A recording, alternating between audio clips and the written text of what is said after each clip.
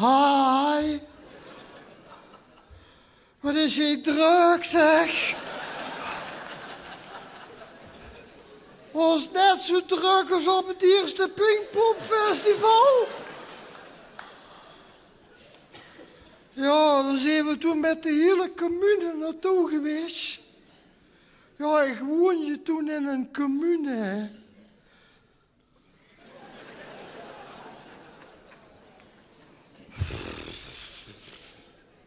Hi. Wat is je druk, zeg? Was net zo druk als op het eerste Pinkpopfestival. Ja, dan zijn we toen met de hele commune naartoe geweest. Ja, ik woonde toen in een commune. Dan woon ik in een bejaardenhuis.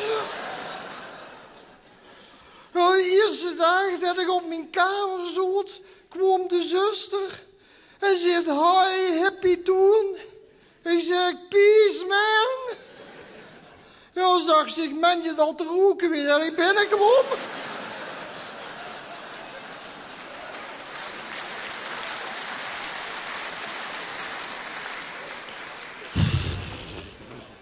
Hi. Wat is je druk, zeg?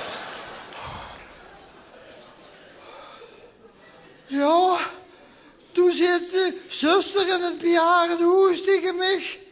Wat hij in de hoorschoen zitten.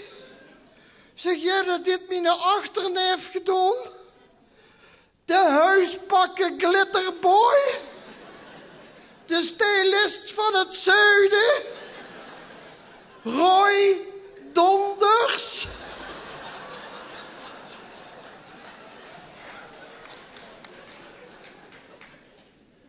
Ja, maar zit de zuster. Wat heb ik gehuurd? Heb je vroeger in een commune gewoond? Ik zeg, ja. Ach, zit ze zo'n bejaardenhuis, dat is toch ook één grote commune? Ik zeg, oh ja. Ik zeg, wie zit je dan niet met de vrije liefde?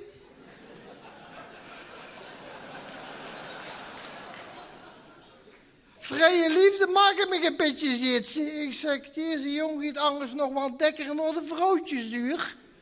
Speciaal naar Ellie.